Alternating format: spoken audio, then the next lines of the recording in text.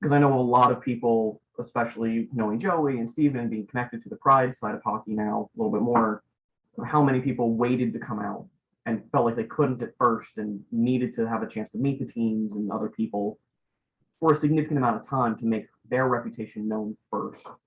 And then they could be who they were. And even then, it didn't always go well.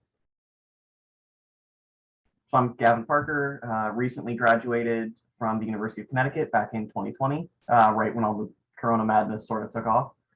Was a design and technical production major, working with theater and live events, doing scenic and lighting and stuff like that. While I was there, I was one of the student managers for the UConn men's hockey team. For all 3 years I attended the university. Fell in love with the sport again. I've been around hockey since I was a little kid. My dad played starting in high school, and then rec leagues until I was about 15. So I grew up in rinks all around it all the time. We had season tickets to the Capitals. We used to live in DC. So the hockey's been a lot of fun, always been around it. Found a chance to get back into it at UConn, like I said, and then looking to stay in it as well, trying to be either administration or ops or something for a team. Very cool. You kind of answered my next question, but I'll ask anyway. How did Gavin get into hockey? So like I said, my dad played. By the time I was born, he was in his 20s, so it was just rec leagues, but running around in those rinks and getting to go with him to the 11, 12 p.m. games, and being sugar high because I was 3 and having to stay up. But just being around it all that time. He also played roller hockey, so I ran around the parking lots and was all around that all the time. We had street hockey sets. Like I said, we had season tickets to the Caps. My dad and a couple of his buddies had split tickets, so we went every other weekend down to at the time the Verizon Center. It's now the Capital One Arena, I believe. And I've always found it an interesting sport because it's very physical and very energetic, but at the same time it's very skill based, very, to use the word, graceful, I guess, to look at. Like it takes both of those sides, whereas most sports tend to lean more towards one or the other. I always found that interesting. And you started to touch on this, but maybe we'll go a little more in depth. What do you love about hockey? For one, it's fast paced. Mind never stops moving. I'm always thinking about the next thing or trying to jump along the next path. So slower paced sports like golf or stuff like it doesn't hold my attention, which hockey definitely does. But it's also not just a game of brute strength and speed. Like there's a lot of skill to it. There's a lot of strategy going on, and because there's no set plays, everything is as you go, which I also find a lot more interesting to watch than something like football, where everything is a set piece. You're trying to compare these different sets and hopefully one is better, rather than in the moment making a snap decision and seeing how the other team responds to it. I love that. How could hockey be better for you? And also, how could it be better for the queer community as a whole? For me, I don't know. Based off your intersection of identities. For me, I've had a good experience with it. I got very lucky that the UConn men's team was very accepting.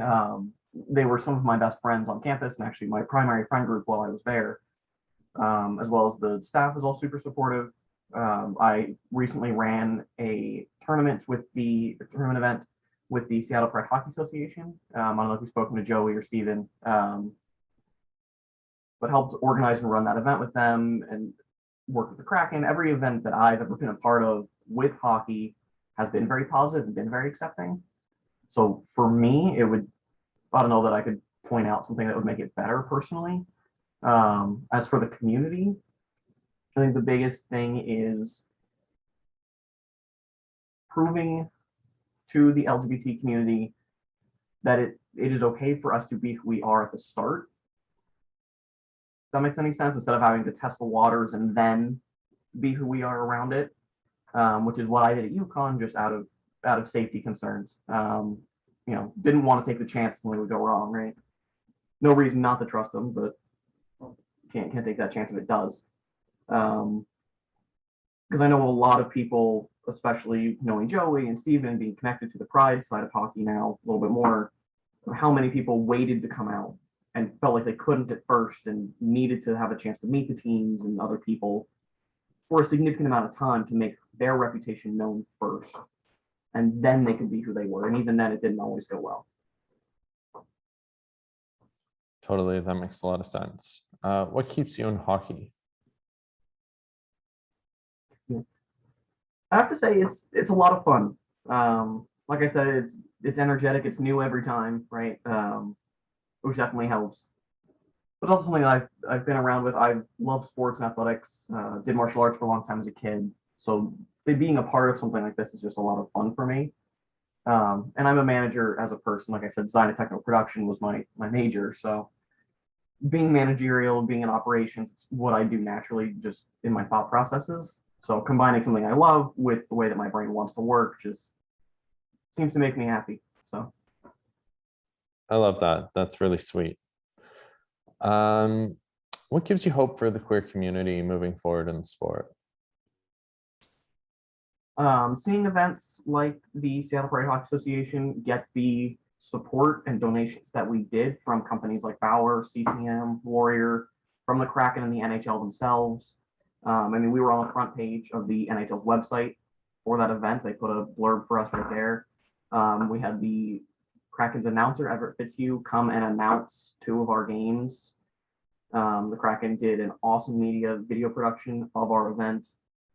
Bauer and Warrior sent tons of gift bags and things, completely just donated them because they wanted to support us. And seeing players like Yannick, the youth player from, I believe, the Toronto area. I might be wrong on that. Oh, Yannick Duplessis? Yes. Players like him and, oh, I'm forgetting his name. Oh, this is so bad. From the Sharks. Curtis Gabriel? Yes, thank you. Oh, that's really bad. I've met him. That's really awkward. Anyway, seeing players like them be so supportive, and Yannick obviously being a part of the community, and then players like you as well, seeing this support coming out to be there for us, I think is the first of a huge set of steps. Also, You Can Play movement, which is connected to Brendan Burke, who was the first men's college student manager to be out and openly gay, back for University of Miami, Ohio, in the early 2010s before he passed in a car accident. He actually is the one who inspired me to be able to do what I did in college. He was a friend of mine. He was? Sorry. Yeah, Brendan's story is what inspired me to be the second out college manager. Don't know that I could have done being the first. That was a lot. But seeing those and seeing the reactions of the Burke family and the You Can't Play movement that picked up after him, I think it's definitely moving in the right direction. Obviously, until like the NFL just had, having a fully out active player, I think is the next big step. Because there are staff members in tons of orgs all around the country. Joe Altonel at the Devils, and it was a big one to throw out. But I think until that player comes out, we're sort of just going to be keeping the slow progression. Totally. Gavin, is there anything else you'd like to add? I don't think so. Well, I want to thank you. I want to thank you for being out. I think it's really important to have queer representation in the sport, and the fact that you were out working for a team and engaging. It's interesting because a lot of people work in sports, but they don't necessarily engage with athletes.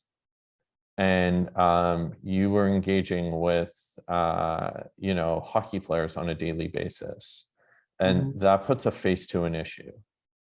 And you, without maybe even realizing it, maybe you do realize it, but you are creating shifts in society and in culture, because those people will likely shift their behaviors and their actions and their language because of you.